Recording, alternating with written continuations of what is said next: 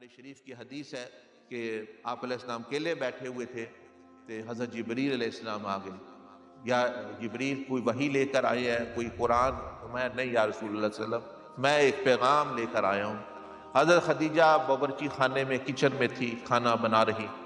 فرمایا کہ ابھی تھوڑی دیر بعد خدیجہ آئیں گی آپ کے پاس کھانا لے کر, تو میں اللہ کی طرف سے یہ پیغام لے کے آیا ہوں کہ اللہ پاک نے ان کو سلام بھیجا ہے, اللہ نے ان کو سلام بھیجا ہے.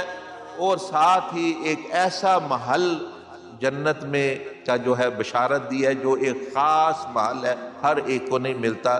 ایک ہی جنت کے موتی کا اتنا بڑا محل ہے جو خاص ان کے لیے. اس محل کی بھی بشارت دیں اور ان کو سلام بھی دے کہ انہوں نے نبی علیہ السلام کو سلامتی دی, ان کو جو ہے ساتھ رہے, ان کو ماحول دیا, ان کی مدد کی اور ان کو ساتھ پورا تعاون کیا, تو اللہ پاک نے جنت یعنی دنیا میں.